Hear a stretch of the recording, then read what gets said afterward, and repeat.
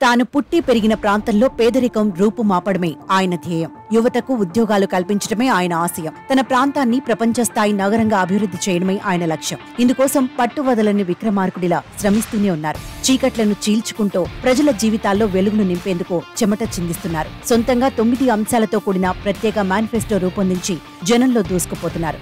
ఆయనే Kakinada YCP MP అభ్యర్థి చెల్లమలశెట్టి సునీల్.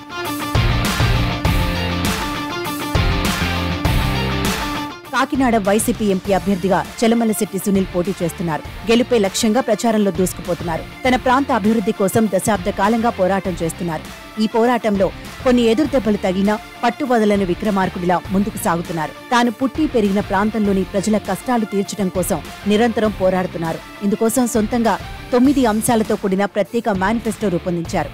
తాను ఎంపీగా గెలిస్తే ఏం చేస్తానో ఈ మేనిఫెస్టో ద్వారా వివరిస్తున్నారు.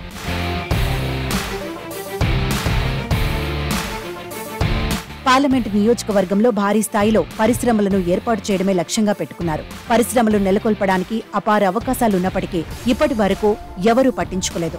అందుబాటులో రైలు మార్గం, భూమార్గం, ఓడరేవు ఉన్నాయి. అయినా కానీ పరిశ్రమల స్థాపనకు ఎవరూ ముందుకు రాలేదు. దీంతో పరిశ్రమలు లేక యువత ఇబ్బందులు పడుతున్నారు. వేరే ప్రాంతాలకు వలస వెళుతున్నారు. దీనిని నిర్మూలించడానికి 40,000 కోట్లతో కాకినాడ ఇండస్ట్రియల్ హబ్ తీసుకురానున్నారు. దీని ద్వారా 100 కంపెనీలు తీసుకొచ్చి యువతకు ఉపాధి కల్పించనున్నారు.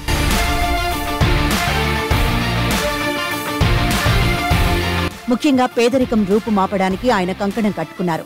400 కోట్లతో 400 గ్రామాలను దత్తత తీసుకొనున్నారు. ఒక్కో గ్రామానికి ₹1 కోటి మంజూరు చేయనున్నారు. దీని ద్వారా గ్రామాల్లో ఆట స్థలాలు అభివృద్ధి, డిజిటల్ లైబ్రరీ, స్టడీ సెంటర్, ఉచిత కోచింగ్ సెంటర్లు పెట్టనున్నారు. అలాగే ప్రజలకు కావాల్సిన మౌలిక వసతులు కల్పించడం ద్వారా పేదరికం నిర్మూలించొచ్చని చెబుతున్నారు. అలాగే నైపుణ్యం ఉన్న యువత వ్యాపార రంగంలో అడుగు పెట్టాలని భావిస్తారు.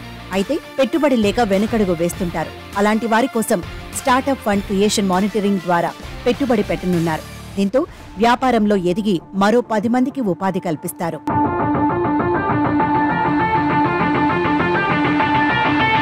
ఇక నియోజకవర్గంలో వేలాది మంది యువత నిరుద్యోగంతో బాధపడుతున్నారు. ఇటీవలి సునీల్ నిర్వహించిన జాబ్ మేళాకు ఊహించని స్పందన వచ్చింది.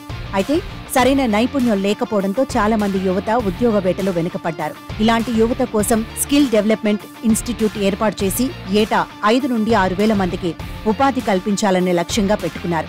దీంతో వచ్చే 5 సంవత్సరాల్లో 30,000 మందికి ఉద్యోగాలు రానున్నాయి.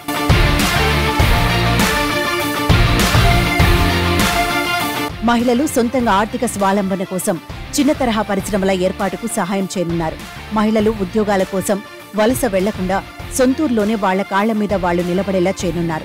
అంతేకాకుండా యువతకు ఉద్యోగాల కల్పనే లక్ష్యంగా local people employment personal skill development పేరుతో ఓ ఇన్స్టిట్యూట్ ఏర్పాటు చేయనున్నారు. దీంతో యువతలో స్కిల్స్ పెరిగి 50,000 జీతంతో ఎక్కడైనా ఉద్యోగాలు చేసుకోవచ్చని ఆలోచన చేస్తున్నారు.